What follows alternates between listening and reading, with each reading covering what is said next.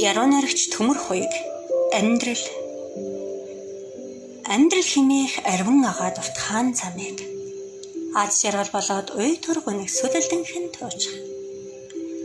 Алдаатай мөн оноо тойж хожимын өчөөхөн ухааралтай аяа миний тавьд өдөлсөн идэрхэн нас минь үү. Дурлал хэмээх шидэд дарсан залуугаараа л ховстуулж дуграа алгасахгүй шим уягт нь гүйцэд унан усч хадал дэндүү амгалан сэтгэлийн өхөлч хөрөл дэрвэж туйлсан дингийн нэрвэхэ шиг аминдан хайргүй гинхэн онцог минь үү.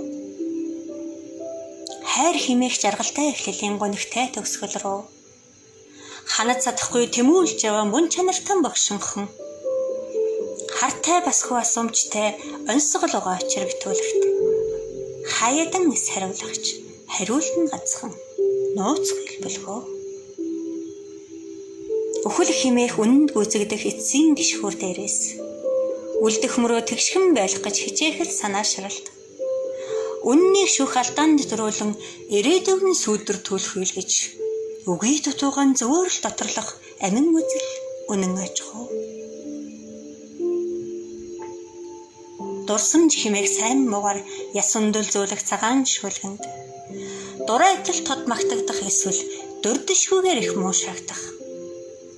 Дэргэд нь ахиж бий болохгүй л болохоор хэн хүний дур хойндоо дэмий л ярагдах он жилийн өчигт ам зугаа дуусах биштэй.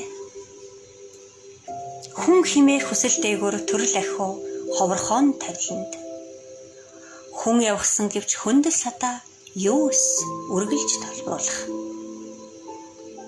Хоногийн борд эзэн нуруутай эрхэм хүмүүнэрэн гэж хэлгүй. Холын цагаатгал хойчтон хэрэггүй яг л байгаагаар мартагдсан.